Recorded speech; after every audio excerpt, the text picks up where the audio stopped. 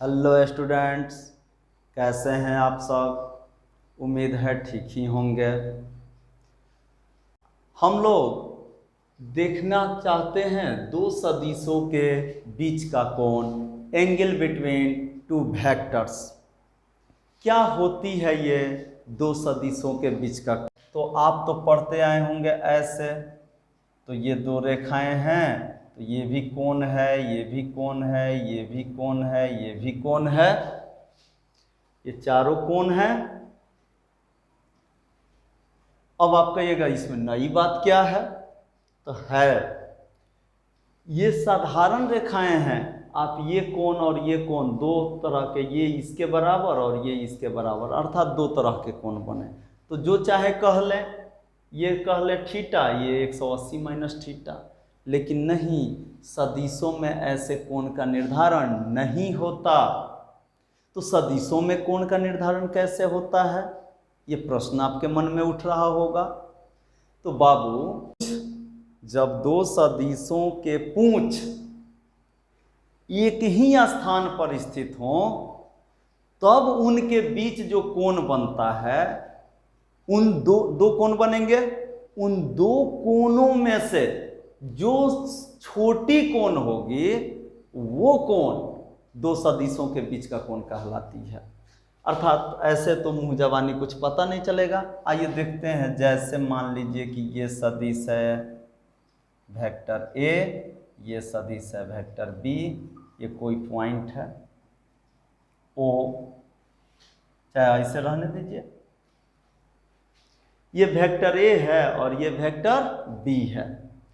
तो vector A और vector B के बीच में आप दो कोण देख रहे हैं, एक ये बड़ी वाली और एक छोटी वाली। तो अगर ये छोटी वाली थीटा है, तो ये बड़ी वाली क्या है, 360 माइनस थीटा है। बड़ी वाली क्या हो जाएगी, 360 माइनस थीटा। तब आप कहेंगे कि सर तब कैसे। तो कहता है, देखिए ये जो बड़ी है वह 180 से भी बड़ी लग रही है देखने में। ये होती है 180। एक सीधी रेखा खींचते हैं तो यहाँ पे कोण क्या बनता है, 180 डिग्री का।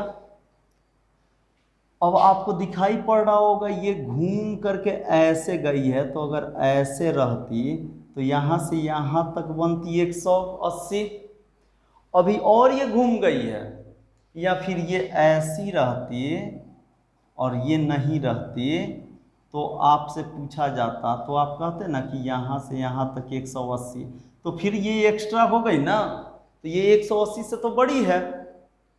तो बाबू कहता है दो सदिशों के बीच का कोण तब परिभाषित की जाती है जब दोनों के पूंछ एक ही बिंदु पर स्थित हो। देखिए ये सदिश ए है, इसकी पूंछ यहाँ है। ये सदिश बी है, इसकी भी पूंछ यहीं है, यहीं पे है दोनों की पूंछ। और इन दोनों के पूंछ जब एक ही बिंदु पर स्थित होते हैं, तब उनके बीच बना छोटा कोण, न्यूनतम कोण, smallest angle is called the angle between two vectors. That is, when two vectors are kept co-initially, then the smaller angle formed between them is defined as angle between two vectors. जब दो सदिश इस तरह से रखे जाएं कि उनके पूंछ एक ही बिंदु पर स्थित हों, तब उनके बीच बना छोटा कोण, न्यूनतम कोण, दो सदिशों के बीच का कोण कहलाती है।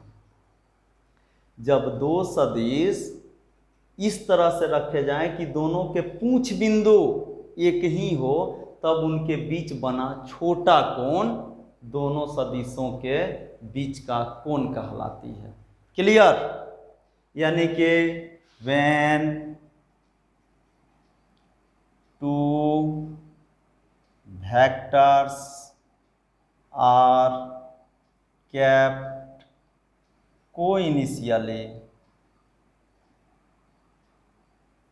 then the smaller angle formed between them is defined as the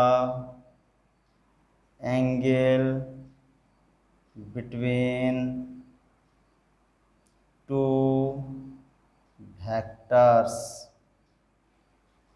When two vectors are kept co-initially, then the smaller angle formed between them is defined as the angle between two vectors.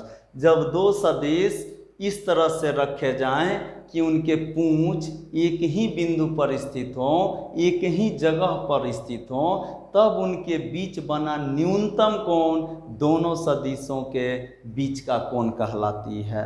और ये theta जो दिखाई पड़ रही है, ये theta ही इन दोनों के बीच का कोण होगी। ये थीटा ही इन दोनों के बीच का कोण होगी। ये अर्थात अगर थीटा दो सदिशों के बीच का कोण है तो इसको बाबू 0 से बड़ी या बराबर होनी चाहिए, परंतु 180 से छोटी या बराबर होनी चाहिए। कभी भी 181 नहीं हो सकती, भले ही 179 हो सकती है। 181 is not possible between two vectors. If we consider two vectors, vector A and vector B, then the angle formed between them must be equal to or less than 180 degree. दो सदिशों के बीच का कोण हमेशा छोटी वाली ली जाती है, अर्थात 100 महत्तम क्या ले सकते हैं, 180 तक ले सकते हैं। 180 से ज़्यादा नहीं हो सकती।